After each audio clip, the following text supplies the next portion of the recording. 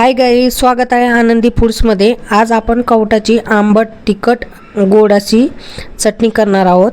त्याच्यासाठी इथे मी एक कवट घेतलंय, ते फोडून घेतलंय आणि त्याचा आतला गर काढून घेत आहे।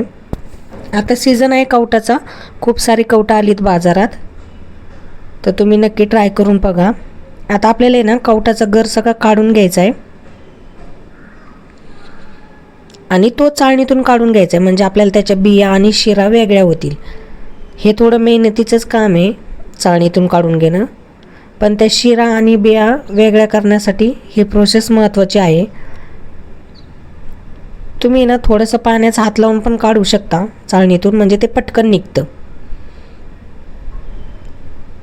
असं थोडं जास्त टाईम लागतो, थोडंसं पाणी लावलं ना तर पटकन निघतं। बघू शकता किती गर निघलाय, म्हणजे चोथा निघलाय। आता आपल्याला गूळ आहे ना बारीक कापून घ्यायचा आहे। जेवढा आपला आहे ना गर निघलाय ना कवटाचा, तेवढाच आपल्याला गूळ घ्यायचा आहे, बारीक कापून घ्यायचा आहे,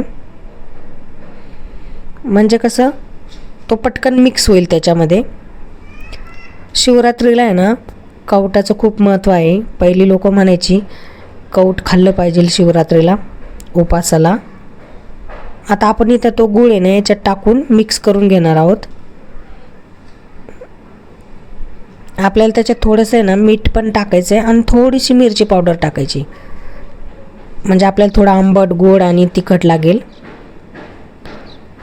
आणि चवीपुरतंच मीठ टाकायचं आहे आणि आपल्याला हे चांगलं एकजीव करून घ्यायचं आहे। गुळाने पाणी सुटतं, त्याच्यामुळे ते लवकर मिक्स होतं आणि एकसारखं होतं मिश्रण।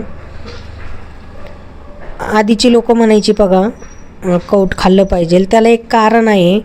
कारण की ना आपण उपवास पकडतो आणि दिवसभर खूप तेलकट आणि बटाटा, शेंगदाणा, साबुदाण्याचे पदार्थ खाल्ली जातात, दही, ताक, आणि हे सगळेच पित्त वाढवणारे पदार्थ आहेत। आणि ना कवट हे पित्त कमी करणारा पदार्थ आहे, म्हणून आधीची लोक आहे ना उपवास पकडला का शिवरात्रीचा तर कवट खायचे, कारण की कवठाने ना पित्त कमी होतं।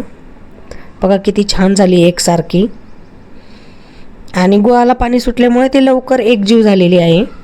ही चटणी ना 8 दिवस तरी फ्रीजमध्ये राहते, खायला खूप छान लागते। व्हिडिओ आवडला असेल तर लाईक करा, सबस्क्राईब करा। बाय।